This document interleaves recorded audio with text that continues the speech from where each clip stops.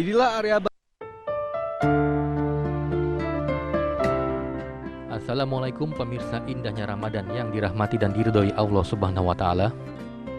Momen nuzulul Quran adalah salah satu momen yang berharga selama Ramadan yang sayang untuk dilewatkan. Nuzulul Quran merupakan peristiwa diturunkannya Al-Quran kepada Nabi Muhammad SAW melalui malaikat Jibril yang kerap diperingati umat Islam setiap tanggal 17 Ramadan. Di Indonesia, nuzulul Quran diperingati dengan cukup istimewa dan beragam. Ada yang memperingatinya dengan menyelenggarakan khataman Quran, tadarus Quran, ceramah keagamaan, hingga melakukan pawai di jalan raya. Banyaknya peringatan nuzulul Quran yang dilakukan masyarakat di Indonesia karena sebagai pengingat bahwa Al-Quran telah diturunkan untuk manusia sebagai petunjuk dan pedoman hidup. Yang lebih penting dari itu adalah peringatan nuzulul Quran dapat membuat manusia bisa lebih memahami isi Al-Quran dan mengimplementasikan ayat-ayat Al-Quran dalam kehidupan sehari-hari dengan sebaik-baiknya. Lantas, hikmah apa sajakah yang terkandung dalam nuzulul Quran bagi manusia? Simak penjelasannya dalam Indahnya Ramadan kali ini. Assalamualaikum warahmatullahi wabarakatuh. Senang sekali kembali bisa bertemu di Indahnya Ramadan. Tentunya bersama saya Hilbram Dunar dan menemani Anda menikmati santap sahur. Guru-guru kita juga sudah hadir di studio. Ada Kiai Sumarno Syafi'i. Assalamualaikum Kiai. Waalaikumsalam warahmatullahi wabarakatuh. Ada Ustadz Azhari Nasution. Assalamualaikum Ustadz. Dan juga Gusan. Assalamualaikum.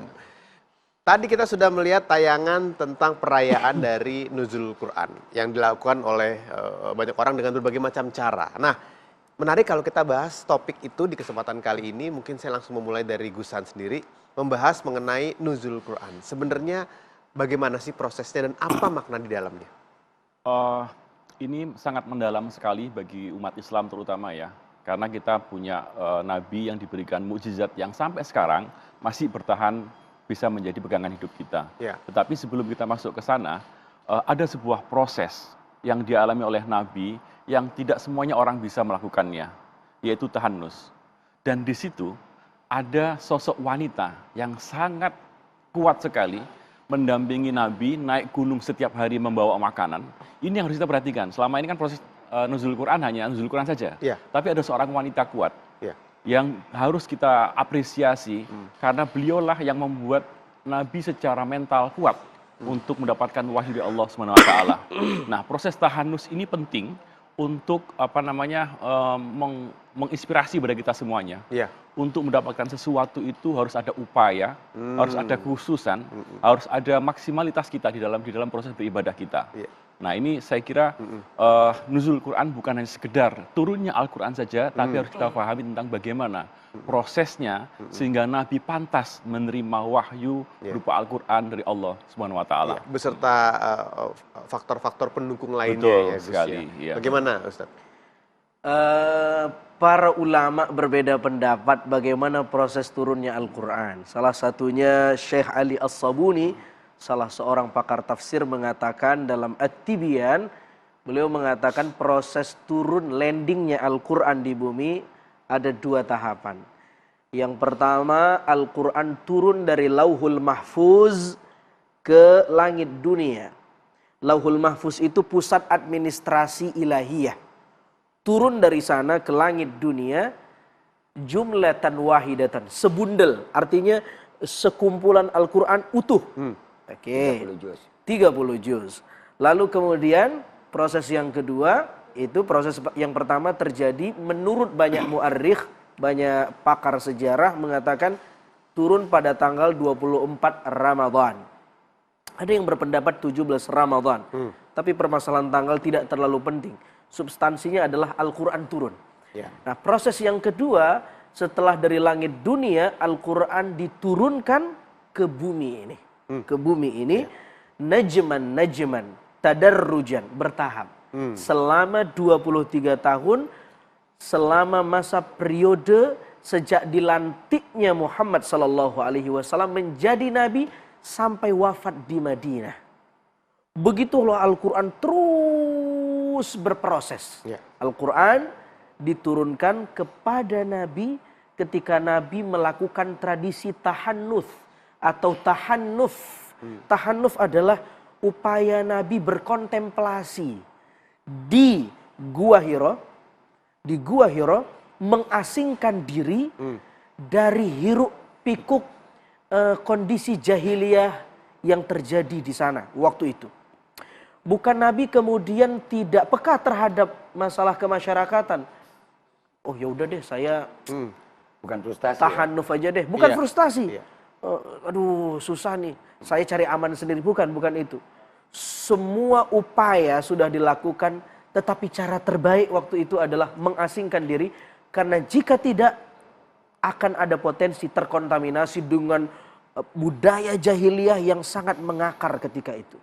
Lalu kemudian tradisi ini bertahun-tahun dilakukan oleh Nabi, kontemplasi di Gua Hira itu. Lalu kemudian Nabi mengalami mimpi. Nah di sini. Nabi mengalami mimpi 6 bulan. Berturut-turut Nabi didatangi makhluk. Yang kemudian isi mimpi ini terjadi secara kenyataan. Makhluk itulah yang kemudian Jibril alaihi salam. Para ulama mengatakan ketika Nabi mimpi 6 bulan berturut-turut, inilah wahyu pertama yang turun kepada Nabi. Oke. Tapi kalau pertanyaannya, wahyu apa yang pertama turun dalam bentuk Al-Quran? Surah Al-Alaq. Iqra bismi rabbikal ladzi khalaq. Tapi kalau pertanyaannya umum, wahyu yang pertama turun apa? Mimpi. Mimpi dulu. Ar-ru'yah as-salihah. Mimpi yang benar yang diturunkan Allah 6 bulan berturut-turut, tanda bahwa Rasul dilantik jadi Nabi. Iya. Kira-kira begitu. Kiai, ketika kita bicara tadi mengenai mengasingkan diri, itu berarti tahanus, iya, atau tahanuf tadi ya. Itu berarti ada sebuah prosesnya untuk bisa menerima wahyu dari Allah, begitu. Kenapa harus tahanus? Iya. Yang menjadi pertanyaan kan. Nah, tahanus yang dilakukan oleh baginda Rasul Nabi kita Muhammad SAW, di samping adalah tadi yang sudah dijelaskan, yang utama dan pertama adalah Nabi ingin mengukuhkan dalam penguatan dirinya kepada Allah. Untuk mendapatkan satu jawaban problematika yang dialami ketika itu di tengah-tengah kondisi masyarakat. Ya, yang sudah di luar kemampuan dan logika akal manusia untuk bisa membenahi. Dan ini yang paling berat. Makanya Rasul diberikan satu mukjizat ilmiah. Ya, ada kauniyah, ada ilmiah. Maka ilmiah ini nggak bisa hilang. Kalau kauniyah bisa terjadi dalam sejarah seperti peristiwa Nabi Allah Musa membelah lautan, kemudian Nabi Isa dan segala macam dan nabi-nabi yang lainnya. Justru baginda Rasul mendapatkan ini adalah menjawab untuk bagaimana menyelamatkan kehidupan manusia, liyukhrijan nas minadz-dzulumati ilan nur. Menyelamatkan manusia ternyata bukan dengan satu mukjizat power kekuatan saja. Dan itu sudah dialami oleh Nabi. Bahkan Nabi dilecehkan, Nabi dihina, Nabi dicaci maki. Tapi ketika nanti ilmiah yang membuka akal pemikiran manusia dan kesadaran manusia, maka disitulah orang akan bisa mengerti apa yang dibawa oleh baginda Rasul Nabi kita Muhammad SAW. Yang kedua, kepentingan tahanus ini adalah untuk membersihkan diri manusia. Nah, bagaimana kita menservis diri kita, mencas diri kita. Di saat kita mengalami kegoncangan, kita perlu yang namanya ada tahanus. Menenangkan diri. Menenangkan diri. Kondisi yang dihadapi setiap manusia, pasti manusia akan menghadapi gejolak dalam kehidupannya. Dengan berbagai macam masalah dan problema yang akan dihadapi dalam kehidupan, baik rumah tangga, baik kehidupan berbisnisnya, baik kehidupan mereka berbudaya, bersosial antara sesama manusia, antara masyarakat. Ini pasti akan ada benturan dan benturan-benturan gak bisa dijawab oleh akal kita. Bahkan ketika kita jawab dengan perasaan kita, malah terjadi akhirnya konflik sosial. Bagaimana cara memecahkannya? Maka tadi di samping Nabi bertahanus adalah untuk mendekatkan diri kepada Allah setelah 6 bulan mendapatkan proses turunnya wahyu itu. Nabi udah datangi oleh malaikat Jibril. Tapi belum ada tanda-tanda yang pasti konsepnya apa, dengan caranya bagaimana. Masya Allah. Ini kan susah menghadapi begini. Semacam begini, kita tahu baju. Ya, tapi kita nggak tahu caranya baju itu kita pakai. Apakah baju ini ukurannya pas atau tidak dengan kita? Belum ada tutorial. Belum ada tutorialnya. Nah, proses itulah yang dilakukan oleh Nabi, Oh. baginda Rasul Nabi kita Muhammad. Iya. Kesimpulannya sekarang buat kita, Iya. kenapa harus tahanus? Supaya Quran itu ada bisa pengejauhan tahan Mm-mm. dalam aspek kehidupan kita. Maka kita disuruh juga untuk apa? Tahanus. Cuma tahanus kita di Ramadan. Iya, iya, iya.